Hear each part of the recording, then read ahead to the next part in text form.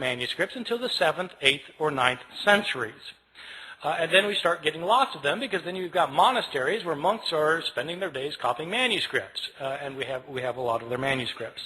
And so 5,700 manuscripts, some of them going back into the 2nd century, none of them being the originals or even within a few years of the originals. So with all of these differences, with all of these manuscripts, how many differences are there? Throughout the Middle Ages, it appears that scholars didn't realize that there was a problem of not having the original text, or very few scholars realized that this was a problem. Even the scribes copying the text, they sometimes would realize there were differences in the manuscripts they were copying, but they didn't make a very big deal about it. The first time somebody made a really big deal about this was exactly 300 years ago this year, in the year 1707. There was a scholar named John Mill at Oxford. I think he's unrelated to the Victorian John Stuart Mill. This John Mill was a scholar of the Bible, and he had spent 30 years looking at manuscripts of the New Testament. Now, this is obviously after the invention of printing, and printers have to decide what text they're going to print, and the problem is they've got manuscripts that have differences among them.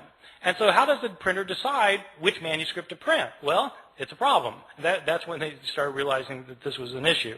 Well, John Mill wanted to produce a printed edition of the Greek New Testament.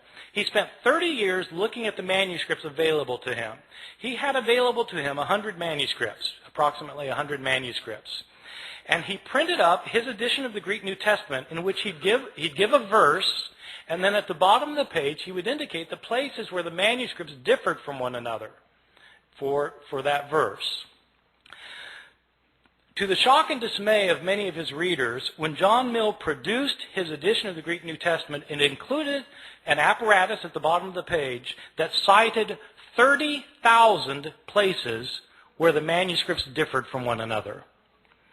30,000 places where there were manuscript variations among the manuscripts that he had discovered. And the striking thing is John Mill didn't give all of the differences he found. He only cited the differences that he thought were significant. Some of his detractors claimed that John Mill was working to render the text of Scripture uncertain. His supporters pointed out that he didn't create these differences. He simply noticed that they exist. So what do we know today about the numbers of mistakes in our manuscripts? Well, Mill looked at 100 manuscripts, and now we have 5,700 manuscripts.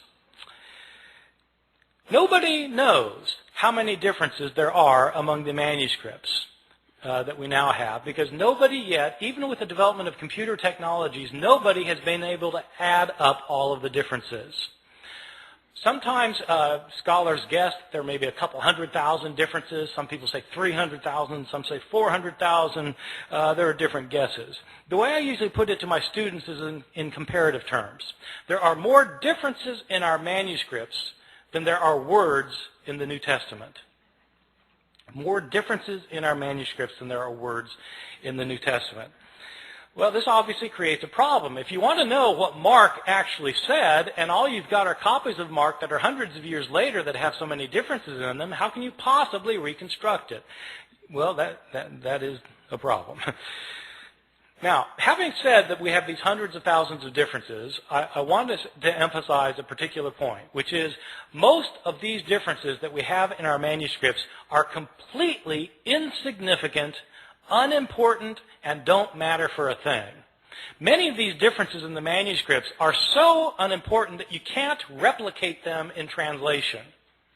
Okay? In other words, it's like they changed the word order in Greek, where you would have to translate it the same way no matter what the Greek word order is. So, I mean, it doesn't really matter very much.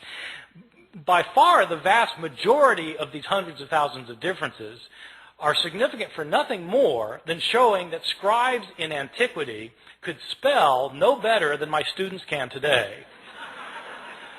And scribes, of course, didn't have spell check. Scribes, in fact, didn't even have dictionaries. And many scribes didn't care how they spelled anything. Sometimes you'll be reading a manuscript and there'll be the same word that occurs, say, 3 times within a couple of lines, and the scribe will spell the same word 3 different ways. He just doesn't care how the word is spelled. Well, so, you've got lots and lots of those kinds of changes, and what do they matter for? They don't matter at all. So, having said there are all these hundreds of thousands of differences, I want to stress that most of them don't matter for very much. Some of these changes, the ones that don't matter, basically are accidental mistakes. Scribes were sometimes tired or sleepy.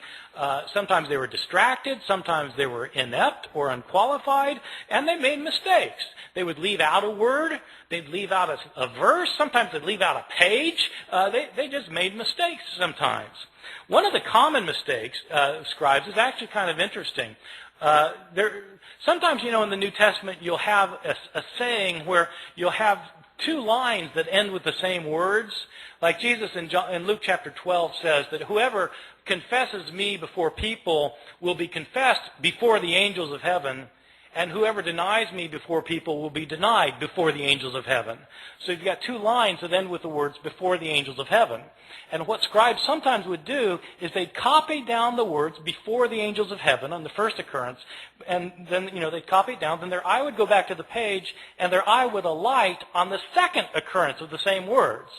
Thinking that that's what they had just copied, they'd go then to the next line and start copying there, and as a result, they would leave out the intervening line.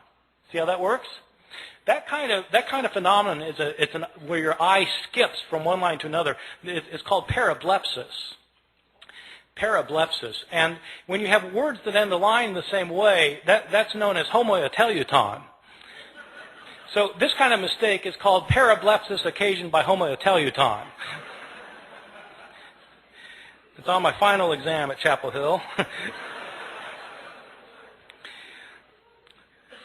Probably the most egregious mistake in any manuscript of the New Testament, one of my favorites, is in a manuscript that's manuscript 109.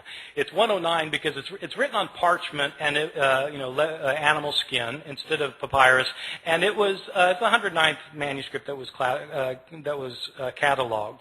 This is a 10th century manuscript that was written by a scribe who wasn't paying attention, and this scribe was copying the Gospel of Luke. Now, the Gospel of Luke is one of the two Gospels in the New Testament that has a genealogy of Jesus.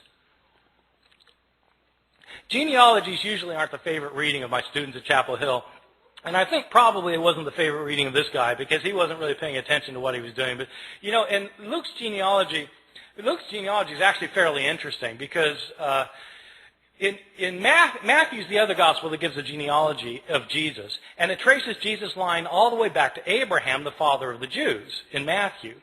Luke doesn't stop there. Luke keeps going. Luke traces Jesus' genealogy all the way back to Adam, as in Adam and Eve. This is a fantastic genealogy. I've got an aunt who's a genealogist who's traced my family, back to the Mayflower. The Mayflower, Adam and Eve. so it's, Jesus is supposedly the son of Joseph, who's the son of so-and-so, the son of so-and-so, the son of so-and-so, who's the son of David, son of Jesse, son of so-and-so. It goes all the way back. Isaac, son of Abraham, so back to, Seth, son of Adam, who's the son of God. Okay, this genealogy. It goes all the way back. So the scribe of manuscript 109 is copying a manuscript that evidently gave the genealogy in two columns. But the second column didn't go to the bottom of the page. It only went partway down, the second column. So the first column, second column, partway down. And the scribe apparently didn't realize that this genealogy was in two columns, and so he copied across the columns instead of copying one column then the other column, leading to some very interesting results. As it turns out, Adam isn't the first human being. There was a man named Phares, who's the father of the human race, and as it turns out, God is the son of Aram. So it happens. These kinds of mistakes are just pure accidental mistakes that scribes mess up in places. There are other kinds of mistakes that are what I think are probably intentional mistakes. I differentiate between accidental mistakes where scribes just slip up and intentional mistakes where it looks like scribes are actually trying to change the text. Now, I don't know for sure that scribes are trying to change the text. I don't have any scribes around to interrogate about the matter. But there are some changes that don't look like they could possibly simply be a slip of the pen. And there are others that